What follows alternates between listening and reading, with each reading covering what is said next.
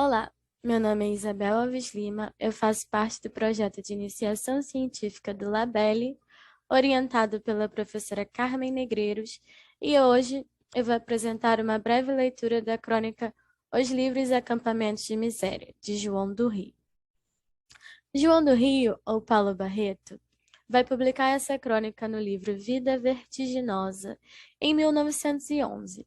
E ele vai inovar ao trazer a favela como foco principal de seu texto, além dos aspectos tanto narrativos quanto jornalísticos, que vão ajudar nessa descrição e representação.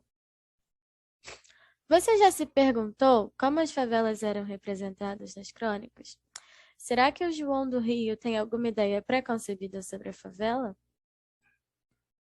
O João do Rio e a Belle Époque. Antes de falar sobre essa crônica, é importante analisar o período em que ela foi escrita, que foi justamente durante a reforma urbana carioca, proposta por Pereira Passos, que buscava uma maior ampliação das vias e era inspirada nos modelos culturais e sociais econômicos de Paris do século XIX. Então, a população que vivia nos cortiços, ela vai precisar buscar uma nova forma de sobrevivência. E é nesse contexto que essa população mais pobre da cidade vai em direção ao morro, tão distante. O ponto de vista para a favela. O narrador da crônica vai deixar claro desde o início que já tem sobre o Morro de Santo Antônio uma ideia pré-estabelecida. Ele diz que ele tem do Morro de Santo Antônio a ideia de um lugar onde pobres operários se aglomeravam à espera de habitações. Então, ele já deixa bem claro um pensamento já concebido. Essa seresta morro acima que ele acompanha é ao encontrar um grupo de músicos no Largo da Carioca. Ele fica curioso e decide subir o morro. Nessa subida para o morro, ele narra essa visita.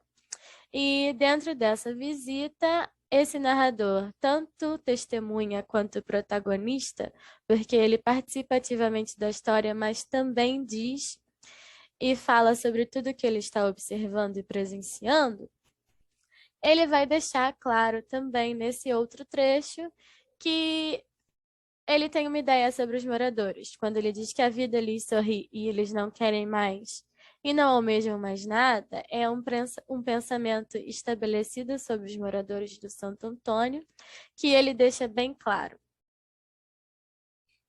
A escolha da palavra acampamentos no título e o significado de livres também vai deixar claro uma construção de pensamento, porque acampamentos vai significar algo provisório dentro da cidade do Rio de Janeiro, e o significado de livres vai representar algo livre tanto de uma força do Estado que atue, quanto uma força do Estado que busque melhorias para aquela população.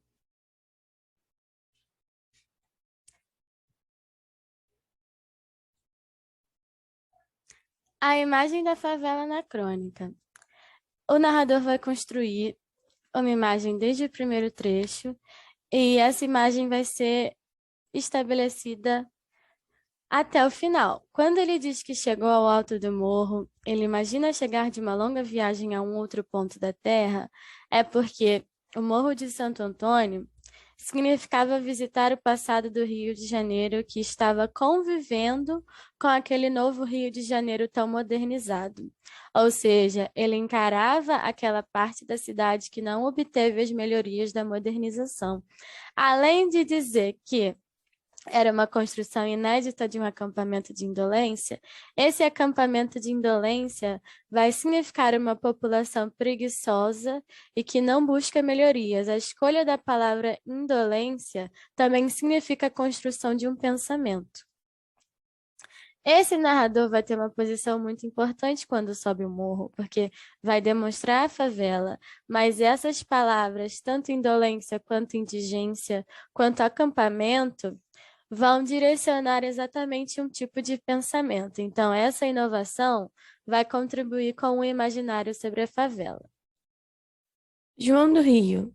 Ao direcionar um pensamento pré-concebido, ele vai demonstrar que está de acordo com os ideais tanto dos políticos daquela época, quanto dos médicos que encaravam a população mais pobre como algo que deveria ser medicado para fora da cidade, como se não estivesse em harmonia com aquele novo Rio de Janeiro e aqueles novos ares e novas ruas tão modernizados. Vai ser muito importante para demonstrar formas diferentes de enxergar a cidade, a Crônica de João do Rio. Muito obrigada.